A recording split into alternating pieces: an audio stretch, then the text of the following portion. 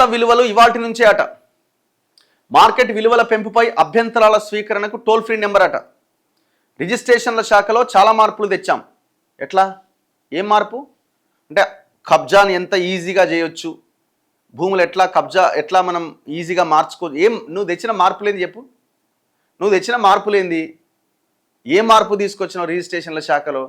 ధరణిని తీసి బంగాళాఖాతంలో కలుపుతాం, మేము భూభారతి తీసుకొస్తాం అన్నావు, భూభారతి అన్నావు, భూమాత అన్నావు, రకరకాల పేర్లు పెట్టి ఏం మార్చినావు? పేరు మార్చినావు. ఏం మారింది? ఏం మారలే కదా. సబ్ రిజిస్ట్రార్ల అధికారాలు చాలా తగ్గించాం. సబ్ రిజిస్ట్రార్ల అధికారాలు తగ్గించి అవినీతి జరగట్లేదని చెప్పుకోవడం కాదు. సబ్ రిజిస్ట్రార్ల అధికారాలు అట్లే ఉంచినా అక్కడ కరప్షన్ జరగకుండా, అవినీతి జరగకుండా చూడడానికి ప్రయత్నం చేయాలా. ఇప్పుడు సబ్ రిజిస్ట్రార్ అధికారాలు తగ్గించి ఇంకోటి చేతిలో పెడతావు. మరి అక్కడ కూడా జరిగితే 3500 ఫైళ్లు క్లియర్ చేశాను. ఏ ఒక్క ఫైల్ పైన గుడ్డిగా సంతకం పెట్టలే. ఫ్యూచర్ సిటీని ఏ ప్రభుత్వము రద్దు చేయలేదు. ఒకవేళ చేస్తే పరిహారం చెల్లించాలి.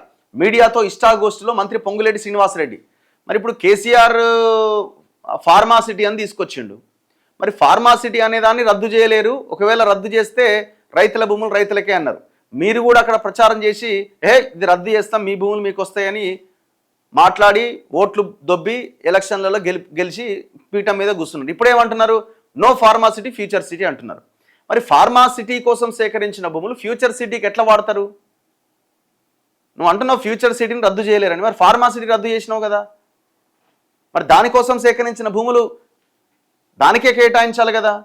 నువ్వు దానికి కేటాయించినప్పుడు రద్దు చేయాల్సిందే కదా. నువ్వన్న మాటే కదా. అక్కడెందుకు వర్తించదు? సో ఈ భూములకు సంబంధించిన కబ్జాల్లో, వ్యవహారాల్లో ఏమాత్రం పోయిన గవర్నమెంట్కి ఈ గవర్నమెంట్కి పెద్దగా తేడా ఏమీ లేదు. పోయిన గవర్నమెంట్లో కబ్జా అయిన వాటిని వీళ్ళు సగం సగం పంచక తింటున్నారు. దొంగలు అటున్న దొంగలంతా ఇప్పుడు ఇటొచ్చి చేరిరు. ఆ దొంగలేమో కబ్జాలు చేసిన దాని నుంచి తప్పించుకోవడానికి కనీసం ప్రజల సమస్యల మీద మాట్లాడే పరిస్థితి లేదు. కాంప్రమైజ్ అయిపోయారు అంతా. వీళ్ళు వచ్చిన తర్వాత ఏమైనా ఆగిందంటే అది కూడా లేదు. ఇప్పుడు మొన్న ప్రెస్ మీట్ పెట్టిన కదా నాదర్గుల భూముల మీద 373 ఎకరాల మీద ఏమైంది? మరి ఏం చేసినావు దాని మీద? ఆ భూముల మీద ఏం చేసినావు? ఏం రిపోర్ట్ ఇచ్చినావు? ఐడిపిఎల్ 400 ఎకరాల భూముల మీద ఏం చేసినావు? వాడు A2A స్పేసెస్ అని మొత్తం కన్స్ట్రక్షన్ చేసుకుంటూనే పోతున్నాడు కదా.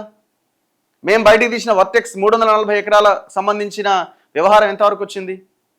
వీటన్నిటి మీద ఎంక్వైరీ ఏది? మీరే ఉన్నారు అందులో అన్నిట్లలో. అరే నేను మొన్న రీసెంట్గా బయటపెట్టిన నీకు సంబంధించిన కబ్జా దేవాదాయ శాఖ భూమిని నువ్వు ఒక జీవో ద్వారా తీసేసుకున్నావు కేసీఆర్ గవర్నమెంట్లో ఉన్నప్పుడు. నువ్వు ఆ రోజు అక్కడ బీఆర్ఎస్లో ఉన్నావు.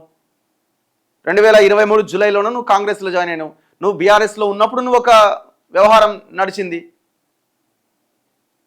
మీ కొడుకు మీద ఎఫ్ఐఆర్ చేసిన ఒక సిఐను ఎస్ఐను ఆ మధ్య సస్పెండ్ చేసినారు. ట్రాన్స్ఫర్ సస్పెండ్ ఏదో సంథింగ్.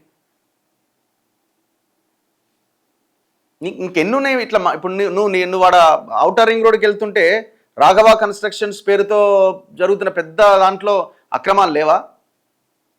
ఏం ఆగినాయి? ఏ అక్రమాలు ఆగినాయి? ఏం ఆగలే.